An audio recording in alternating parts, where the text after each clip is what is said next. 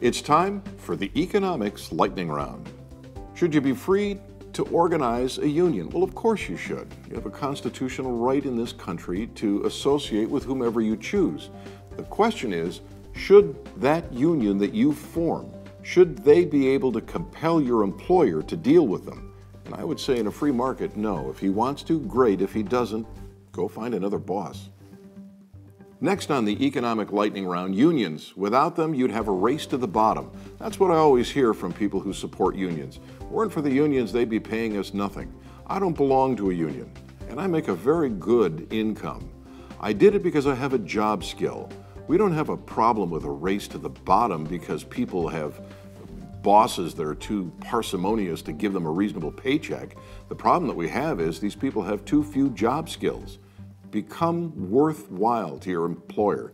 Be of value to him. Then you won't have a race to the bottom. Next on the economic lightning round, unions, they say, ended child labor. No, in most cases, unions followed the marketplace. Oh, they codified things, but they didn't lead. As the country became more and more prosperous in the last century, more and more parents were able to keep their children out of the workplace. All the unions did was follow the trend and get it codified. Another argument that we hear about the unions is that they have raised our standard of living. Well, yes and no. To a certain extent, they managed to get, in some cases, employees overpaid for their jobs, and certainly that would have raised their standard of living. But what happens when you have to pay too much for labor? You have to pass that on in the way of higher prices for the goods and services you provide. When you've got union states and union wages, you've got union prices. So it really kind of comes out in the wash. Next on the lightning round, we're told that right to work is bad for the economy. It's actually not bad for the economy. It enables an employer to pay for labor what the labor is worth. That's reflected in the price of the goods and services you buy. And it encourages people to work harder and work smarter to develop the job skills that are needed to get a better paycheck. Actually, being without a union isn't a bad thing at all. Right-to-work states are pretty prosperous. We're going to do a special episode today. We're going to talk about economics. Economics can be a pretty boring topic, and I'm going to try not to put you to sleep. But I'm going to start off talking about monopolies. Interestingly enough, the people who complain about monopolies are usually not consumers. It's usually the federal government or it's a competitor. Now, there are two types of monopolies. There's an earned monopoly and there's a government-protected monopoly. An earned monopoly is when somebody creates a product or a service that's recognized widely to be a great value, and so they get all the customers, and they dominate the market. That's an earned monopoly, and here's the problem with an earned monopoly. The minute you start abusing your customers, you create competition. It happened in the oil industry with Rockefeller, and it happened to me.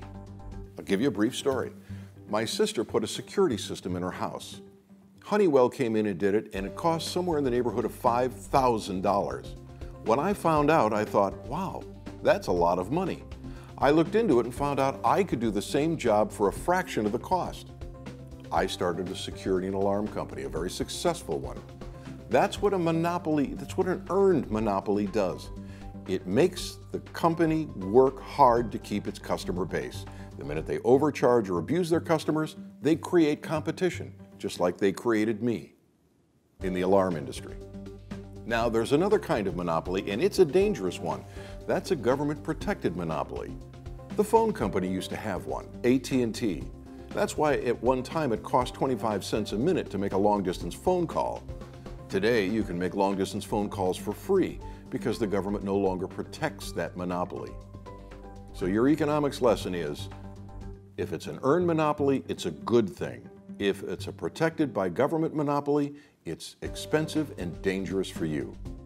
This is part of our economic special on Nolan Knows. We're going to talk a little bit about minimum wage here because there's a push, and frankly the push comes up periodically, where we want to tell people we're going to make you pay your employees more money. We're going to raise their minimum wage. The argument is that it'll lift these people out of poverty. And it sounds good, and most Americans buy into it, but there are several problems with hiking minimum wage.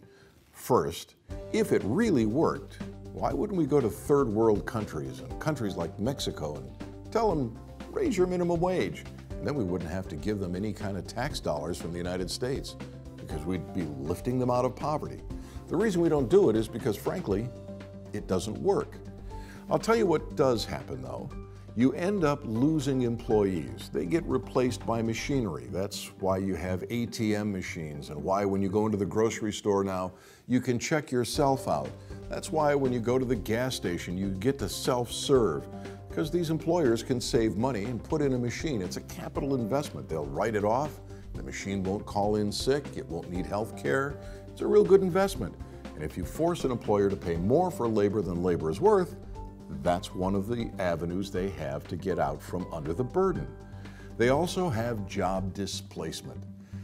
You know, if you have two people looking for jobs, one of them has no job skills, the other one is maybe going on to college and has worked most of his life, and you're offering a $7 an hour wage, this guy that's going to college, he's not going to apply for a $7 an hour job. It's not enough money, he's not interested.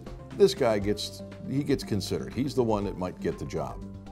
Now you force the employer to pay $10 an hour, and Mr. More Qualified is interested in the job. Hey, at $10 an hour, I can do that. What happens to Mr. Underqualified is he loses out. That's called job displacement.